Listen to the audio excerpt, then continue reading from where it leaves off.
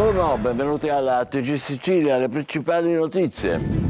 71 i comuni al voto per le amministrative in Sicilia, urne chiuse tra un'ora e mezza, in calo l'affluenza anche nella nostra regione. Ieri aveva votato il 45,45%.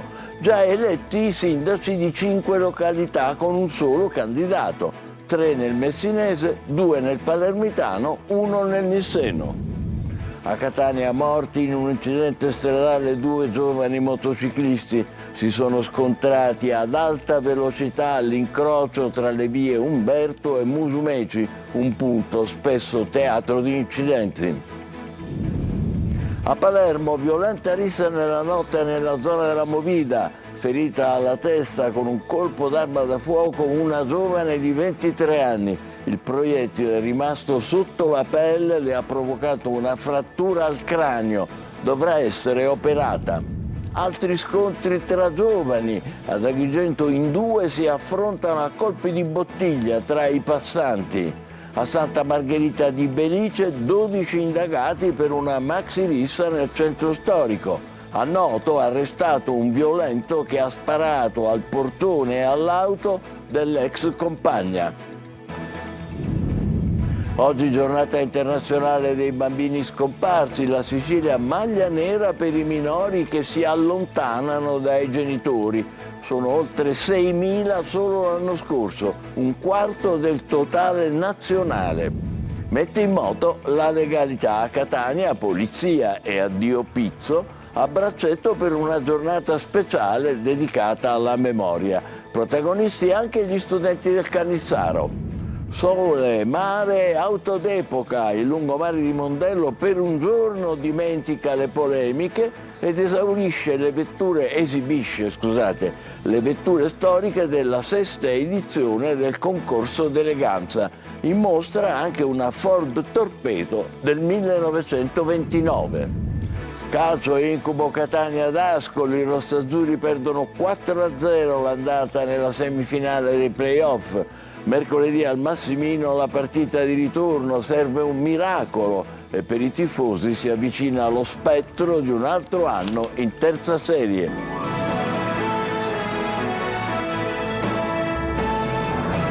Bentrovati, lo sapete, si vota fino alle 15 per le amministrative in 71 comuni siciliani, fra i quali 3 capoluoghi, Messina, Enna e Agrigento. 5 candidati sindaci sono sicuri di avere vinto. Sono gli unici in corsa in comuni dove si è superato il quorum del 50%. 3 sono nel Messinese, Aracuia, San Salvatore di Fitaglia e Mirto. 2 nel Palermitano e a Godrano e poi a Santa Cristina Gela. È eletto anche l'unico candidato di Serra di Falco nel Nisseno, servizio di Manlio Viola.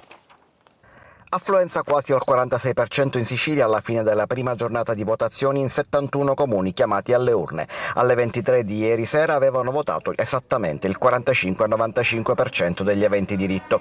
Nei grandi centri l'affluenza è altalenante, a Messina ad esempio si ferma al 46,46%, un dato sovrapponibile a quello regionale ma in calo di 9 punti rispetto all'affluenza di 4 anni fa. Ad Agrigento 46,01% dei votanti alle urne contro il 46,05%, dato praticamente uguale, con uno scostamento statistico irrilevante. Ad Enna affluenza al 46,31 contro il 51,96, 2 punti e mezzo in meno. Nei 17 centri al voto con il proporzionale, in caso di secondo turno, quello di ballottaggio, si voterà domenica 7 giugno dalle 7 alle 23 e lunedì 8 dalle 7 alle 15. Negli altri 54 comuni al voto stasera si conoscerà certamente il nome del nuovo sindaco. Curiosità il fatto che l'affluenza maggiore si registri in un piccolo comune montano della provincia di Palermo, Scilla con il 68,12%, ma comunque in calo rispetto al passato. L'affluenza più bassa invece si registra a Pietraperzia nell'Ennese con il 30,17%. Urne aperte anche oggi fino alle 15, poi immediatamente operazione di scrutinio. Dalle 15 inoltre a seggi chiusi parte l'edizione speciale della trasmissione Il Punto, dedicata proprio alle elezioni amministrative 2026. Sì, è un'edizione che sarà condotta su Telecolor da Luca Ciliberti, dedicata ovviamente alle amministrative, prevede finestre, collegamenti dal vivo con inviati, ospiti e commenti dalle principali piazze coinvolte in questa tornata elettorale. Quindi appuntamento alle 15 su Telecolor. 100 anni compiuti e un voto che non manca mai. A San Leone, frazione balneare di Agrigento, la nonnina Giovanna Lavalle si è presentata regolarmente al seggio il giorno dopo i suoi 100 anni. Dal 1946 non ha mai mancato all'appuntamento con le urne. Davide Sardo. 100 anni è una scelta che vale più di 1000 parole. Andare a votare. A San Leone, frazione balneare di Agrigento, si è presentata al seggio la nonnina Giovanna Lavalle. Ha compiuto 100 anni il giorno prima delle elezioni e ha deciso di non mancare. Come fa dal 1946, ha voluto esercitare il suo diritto di voto. Prima ha chiesto informazioni su candidati e liste, poi ha scelto in autonomia chi sostenere per il futuro della città. Accompagnata da figli e nipoti, è arrivata al seggio tra la sorpresa di presidente e scrutatori, che non credevano ai loro occhi. Tutto si è svolto in un clima di emozione e rispetto. Dopo il voto, anche una foto ricordo con la sua tessera elettorale e una storia di partecipazione lunga una vita. Un gesto semplice ma potente che richiama tutti al valore del voto e della democrazia. Gela, il presidente della regione siciliana Schifani si è avvalso della facoltà di non rispondere davanti ai magistrati della procura che stanno indagando sulla frana di Nicemi. Il governatore è indagato per disastro colposo insieme ad altre 12 persone, però ha reso dichiarazioni spontanee, ha consegnato una memoria difensiva con documenti allegati e in una nota della regione siciliana poco fa si apprende che il governatore Schifani ha chiarito con proprie dichiarazioni e col supporto di ampia documentazione la sua totale estraneità ai presenti fatti che gli sono stati contestati, evidenziando, dice ancora la Regione, che laddove si trattava di sue competenze, Schifani è intervenuto tempestivamente. Passiamo completamente ad altri argomenti. Bagno di sangue purtroppo a Catania, 2 giovani motociclisti sono morti in un terribile scontro avvenuto in pieno centro di notte e si punta il dito sull'alta velocità in un incrocio che è spesso teatro di incidenti. Tonino Levana. Un autentico bagno di sangue, un palo della segnaletica piegato e la vetrina di un negozio in frantumi. È la scena di un terribile incidente stradale avvenuto intorno a mezzanotte in pieno centro a Catania, costato la vita ad un giovane catanese di 21 anni e ad un ragazzo dello Sri Lanka di 23. A causare lo scontro, con molta probabilità, sarebbe stata l'alta velocità in un incrocio, quello tra le vie Umberto e Musumeci, teatro quasi giornalmente di incidenti. Agghiacciante la scena agli occhi dei soccorritori, il corpo di una delle vittime riverso in una pozza di sangue incastrato al palo che vedete. L'altro motociclista esanime dopo essere stato sbalzato contro la vetrina di un negozio. I medici del 118 hanno solo potuto constatare i decessi. La procura di Catania ha subito disposto la restituzione delle salme ai familiari. La morte dei 2 centauri, sebbene riconducibile all'alta velocità e ad una probabile mancata precedenza, ripropone il problema della sicurezza. Il botto è stato abbastanza potente per come mi hanno raccontato. Il problema è l'alta velocità. Diciamo che questo incrocio è un incrocio abbastanza pericoloso. C'è quasi un incidente al giorno. Questo incrocio è un incrocio abbastanza pericoloso, perché non è la prima volta che succede. Soprattutto i rider di notte che sprecciano, neanche rallentano, passano tranquillamente come se avessero diritto alla precedenza, ma così non è, perché qui devono dare precedenza a destra. Sulla vicenda indaga la polizia locale, che sarebbe già in possesso dei filmati dei sistemi di videosorveglianza. Violenza a Palermo, colpi di pistola nel centro tra via Quintino Sella e via La Lumia, ferita una ragazza alla testa. La giovane dovrà essere operata. I proiettili esplosi durante una rissa che hanno raggiunto un SUV all'interno del quale c'era una coppia, colpita la 22enne che era a bordo della vettura. Marco Gullà.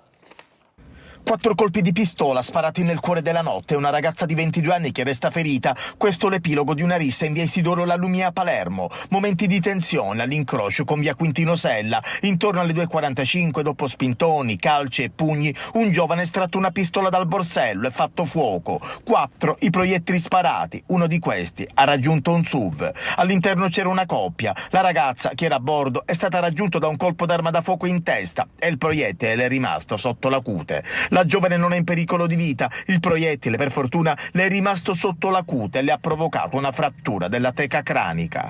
Stanotte, tarda nottata, tra le 2:30 e le 3:15, senti degli spari, delle esplosioni, che si poteva immaginare potessero essere dei giochi d'artificio, invece la gente qua vicino, i residenti, sono stati proprio svegliati dal rumore forte che erano pistolettate. Una rissa che inizia in via Quintino Sella, bottiglie a terra, locali danneggiati come vediamo dalle immagini, poi gli spari, il fuggi generale. Questa mattina la strada è chiusa al transito, indagini in corso per ricostruire la dinamica. Via La Lumia rientra in zona rossa, ma i residenti lamentano da mesi chiasso e confusione, soprattutto nel weekend. Malissimo, perché parecchi di noi hanno difficoltà a dormire. Le telecamere di videosorveglianza potrebbero avere filmato la scena. Violenza giovanile anche nell'Agrigentino, nel cuore del capoluogo. 2 giovani si affrontano a colpi di bottiglia davanti ai passanti, e a Santa Margherita di Belice 12 persone sono indagati per una maxi rissa in centro storico. Davide Sardo. Fine settimana di violenza, risse e sangue nell'Agrigentino. Dal capoluogo alla provincia, tra Agrigento e Santa Margherita di Belice, esplode l'allarme sicurezza con aggressioni, feriti e giovani denunciati. Scena da Far West ieri mattina nel cuore di Agrigento, a Porta di Ponte, in via Atenea. 2 giovani immigrati sono affrontati a calci, pugni e colpi di bottiglia sotto gli occhi di passanti e turisti, mentre centinaia di cittadini si recavano ai seggi per votare. Una lite sfociata in pochi istanti nella violenza e conclusa solo grazie al tempestivo intervento degli agenti delle volanti, che hanno evitato conseguenze peggiori.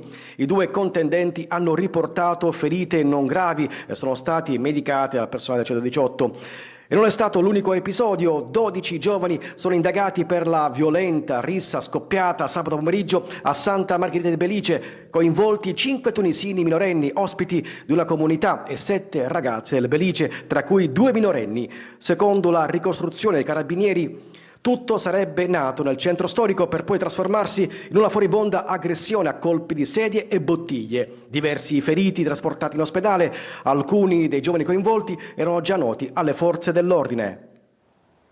E a Noto i carabinieri hanno arrestato un uomo di 54 anni per atti persecutori nei confronti di una donna.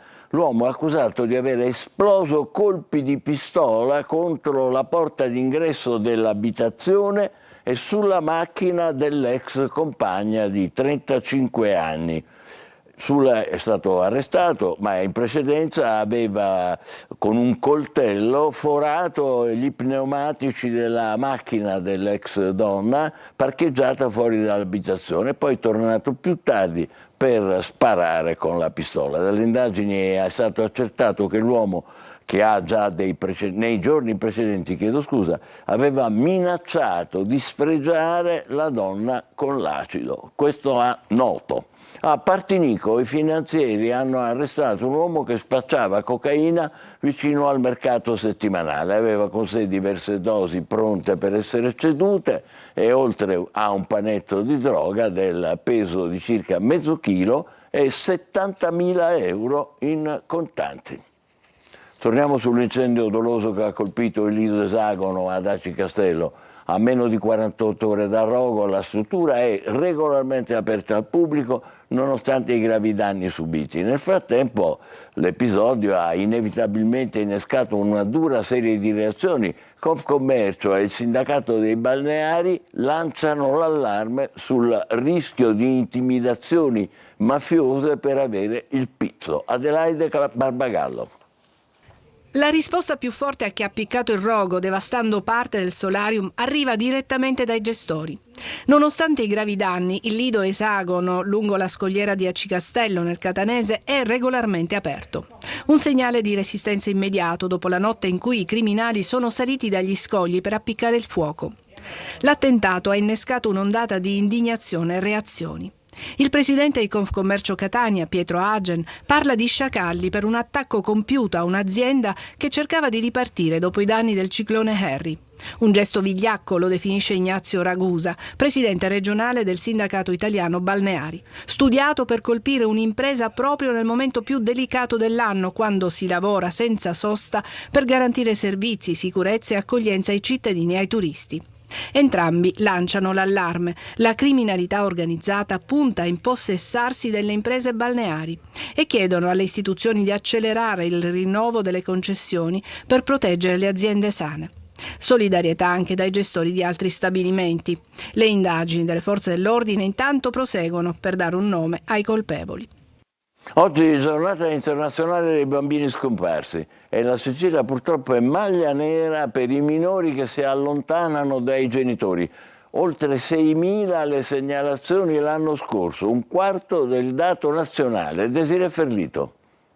Nella giornata internazionale dei bambini scomparsi, i numeri accendono i riflettori sulla Sicilia, che con 6.364 segnalazioni, pari a un quarto del dato nazionale, diventa maglia nera d'Italia. Minori che si allontanano da casa spontaneamente e che spesso sono lo specchio di realtà familiari talvolta fragili, dove sono i più giovani a farne le spese. C'è qualcosa di vuoto che nei nostri minori si viene a creare proprio perché mancano dei punti certi di riferimento e non possiamo non tacere. Secondo la relazione del Commissariato straordinario del Governo per le persone scomparse, nel 2025 in Italia sono state registrate oltre 25.000 segnalazioni, più di 17.000 riguardano minori, quasi il 71% del totale. Trapani è la provincia con più casi in assoluto, seguita da Agrigento. Nella classifica compaiono anche Catania e Palermo. A lanciare l'allarme è l'associazione Meter, da quasi 40 anni impegnata nella tutela dell'infanzia. In questa giornata alzare la voce fa parte della società civile, ma fa parte anche della Chiesa. Ecco, la Chiesa che cerca l'uomo deve andare a cercare veramente tutte le situazioni di marginalità e soprattutto di assenza di bambini che non sono più nelle proprie famiglie. Torniamo a Catania, metti in moto la legalità, polizia e addio pizzo a braccetto per una giornata speciale dedicata alla memoria. Protagonisti anche gli studenti del Cannizzaro, Tonino De Mana. Metti in moto la legalità con maglietta bianca che raffigura Giovanni Falcone e Paolo Borsellino, sorridenti e rilassati prima che Cosa Nostra potesse eliminarli con il tritolo. Uccisi, ma non dimenticati, con la delegazione Catania del Motoclub Polizia di Stato in collaborazione con Addio Pizzo, che ha scaldato i motori per una giornata dedicata alla memoria. Protagonisti anche gli studenti dell'Istituto Stanislao Cannizzaro che hanno fatto visita al 10° reparto mobile della Polizia di Stato.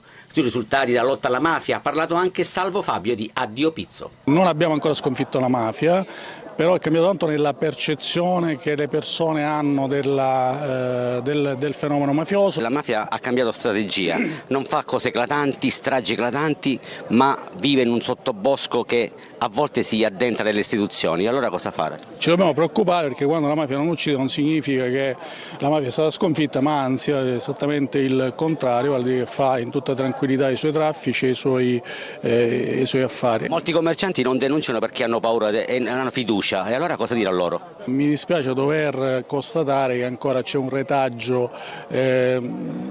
duro a morire, noi lo diciamo anche nelle scuole con i ragazzi, negli incontri che facciamo, dopo la morte di Libero Grassi trovatemi qualche imprenditore, qualche commerciante che ha denunciato ed è stato ucciso. Saliamo in sella per non permettere alla polvere del tempo di coprire il sacrificio di chi ha lottato contro la mafia e lo slogan, ma non solo, dell'iniziativa. Crediamo nel futuro e nei giovani, per cui fare vivere a questi studenti un'esperienza differente da protagonisti della storia per noi è particolarmente sentito. Ricordati la strage di Capaci e l'uccisione dell'ispettore capo della polizia Giovanni Lizio.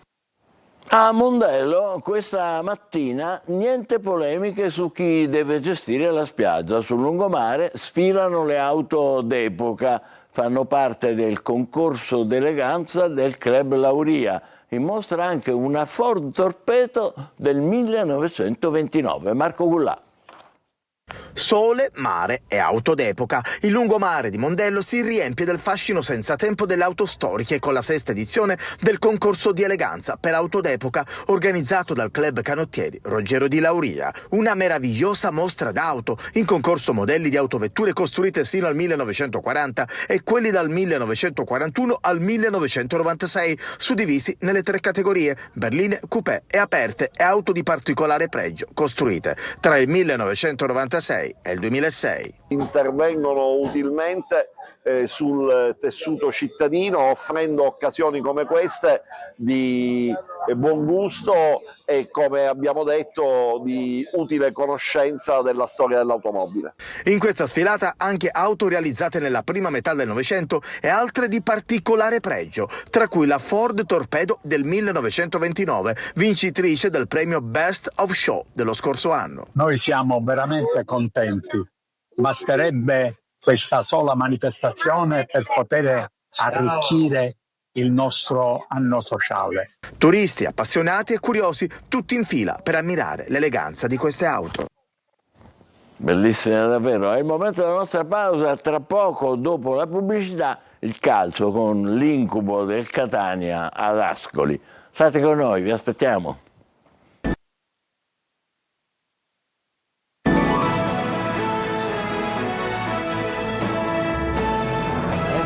Insieme, prima del calcio, una notizia di poco fa da Catania: un controllore dell'azienda municipale dei trasporti è stato aggredito mentre era impegnato nell'attività di verifica dei biglietti a bordo della linea 421-22. Lo ha aggredito un uomo non ancora identificato, che lo ha colpito con un improvviso pugno al mento e poi è fuggito. L'aggressione è avvenuta sabato, ma l'azienda che protesta vivamente l'ha resa nota soltanto adesso. Eccoci al calcio. Dopo la sconfitta pesantissima di Ascoli, il Catania è chiamato a un miracolo. In 90 minuti emersi tutti i limiti di una stagione. Marco Carli. Altro che settimane da raccontare. Ai tifosi questi playoff, a meno di miracoli clamorosi, resteranno nel ricordo come quelli della disfatta di Ascoli. Un Catania assente, spazzato via dai bianconeri nella partita più importante, nella fase della stagione decisiva. I rossazzurri hanno mostrato in 90 minuti tutti i loro limiti. Oggi siamo arrivati, secondo me, con tante situazioni al limite. Ho cercato di tirare il collo a tutti fino alla fine. L'Ascoli è arrivato meglio di noi dal punto di vista della fiducia, della consapevolezza. I 4 gol che potevano essere di più, il dato del possesso palla del primo tempo superiore all'80% per i marchigiani, la sensazione che si sia giocato a porta romana per i più giovani ad una porta sola. E poi gli unici tentativi nel finale, Duffizzi e Guiebre fenomenali contro giocatori che in casa rossazzurra hanno fatto scena muta. Ora serve almeno mostrare l'orgoglio e dopo mercoledì, a meno di miracoli, Pelligra, ripreso con gli occhi lucidi in tribuna dopo la partita, guarderà a questi 3 anni e penserà a tirare le somme. Noi ci fermiamo qui, grazie per l'ascolto e buon pomeriggio.